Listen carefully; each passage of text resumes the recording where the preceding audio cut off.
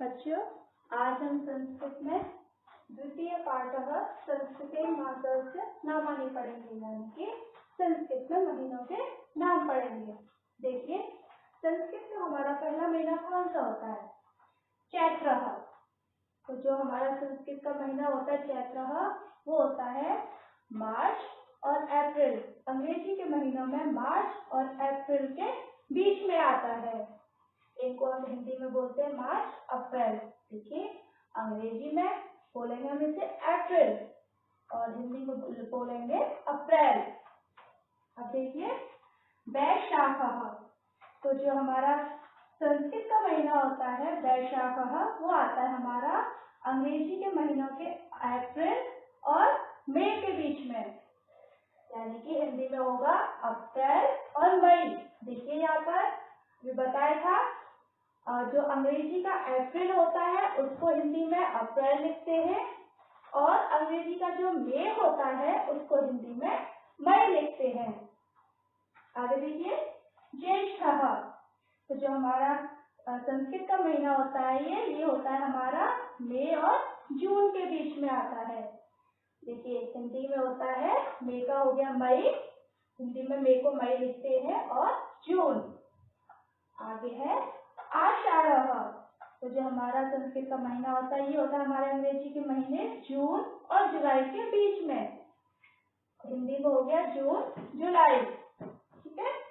आगे है श्रावण, है ना।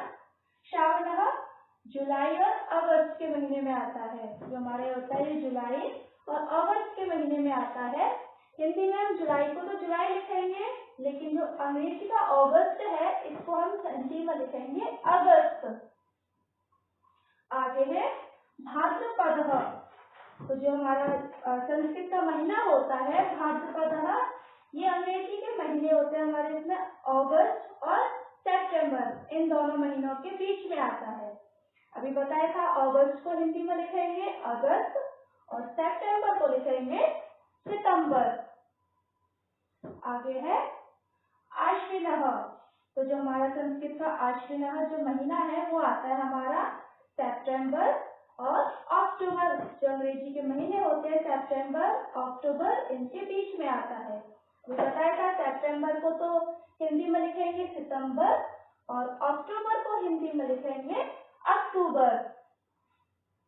अब आगे है संस्कृत का महीना है कार्तिक। अब कार्तिक जो महीना आता है वो अंग्रेजी के किन महीनों के बीच में आता है? अक्टूबर और नवंबर। तो जो हमारे अक्टूबर को तो अभी हिंदी में बताया था अक्टूबर आता है और जो अंग्रेजी का नवंबर होता है इसको हम हिंदी में लिखते हैं नवंबर। आगे है हमारा मार्गशीर्ष। तो जो हमारा संस्कृत का महीना है वो अंग्रेजी के महीनों के बीच में आता है। वो कौन से? देखिए, नवंबर और दिसंबर, यानी कि नवंबर और दिसंबर के बीच में आता है। और अभी बताया था नवंबर को बोलेंगे नवंबर और जो दिसंबर होता है उसको बोलेंगे दिसंबर। हिंदी में दिसंबर को दिसंबर लिखा जाएगा। अब है पौष।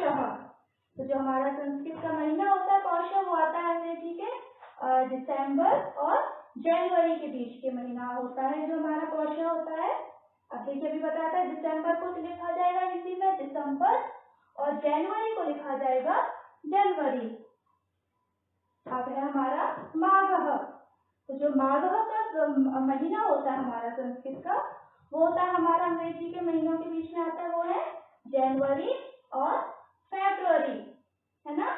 जनवरी और फरवरी ये हमारे अंग्रेजी के महीनों के बीच में आता है आपका संस्कृत का महीना माघ। अब देखिए, जनवरी को भी बताया था लिखेंगे जनवरी हिंदी में और जो फरवरी होता है उसको लिखा जाता है फरवरी। अब हमारा अंतिम महीना है संस्कृत का फाल्गुन।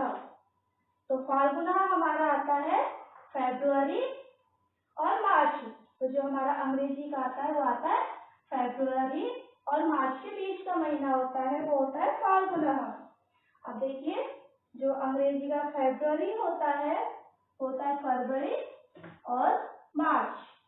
तो बच्चों, अब आपका गृह कार्य है कि आपको अपनी संस्कृत की किताब कार्य पुस्तिका में ऐसे ही महीनों के नाम आपको तालिका बना के संस्कृत, अंग्रेजी और हिंदी ऐसे बना के आपको बिल्कुल ऐसे ही लिखना है और इनको याद करना है। और याद करने के बाद आपको आपकी संस्कृत की किताब में प्रश्न संख्या 5 और 6 पाठ द्वितीय का अभ्यास कार्य आपको किताब में स्वयं करना है।